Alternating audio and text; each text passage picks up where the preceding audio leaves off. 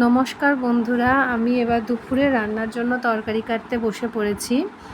তো আগের ভিডিওতে তোমাদের বলেছি যে রান্নাটা আমার মাই করে, আমি শুধু কেটে দিই তরকারিটা। কারণ 2 বছর আগে আমার মা পড়ে গিয়েছিলেন, তো তারপর হাত পা দুটোই ভেঙে গেছিলো।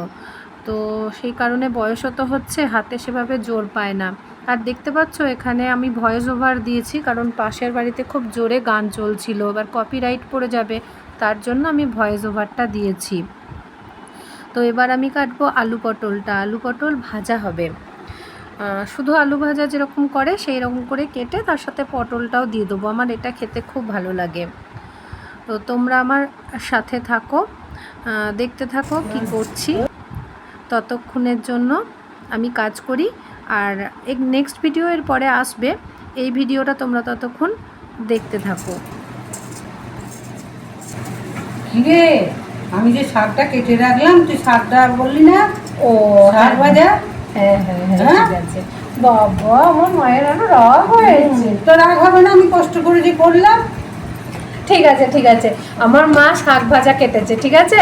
আর রান্নাগুলো কিন্তু আমি করব না, আমি শুধু কেটেই দিই। আমার মায়ের হাতটা তো ভেঙে গেছে, সেজন্য আমি কেটে দিই, রান্না মাই করবে।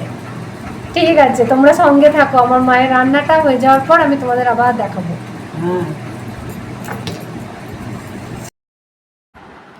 দেখলে কিরকম রাগ করেছে, খুব রাগ আমার মায়ের। ইন্ডাকশানে ডাল ফুটছে, মানে ডালটা সেদ্ধ করতে দেওয়া হয়েছে, তারপরে কড়াইয়ে সম্বর দিয়ে দেবে। আর এদিকে কাটা হয়ে গেছে, দেখো শাক ভাজা, নোটের শাক ভাজা, মানে সরি, নোটের শাক ভাজা হবে, এটা কেটে রাখা আছে, এখনও ভাজা হয়নি।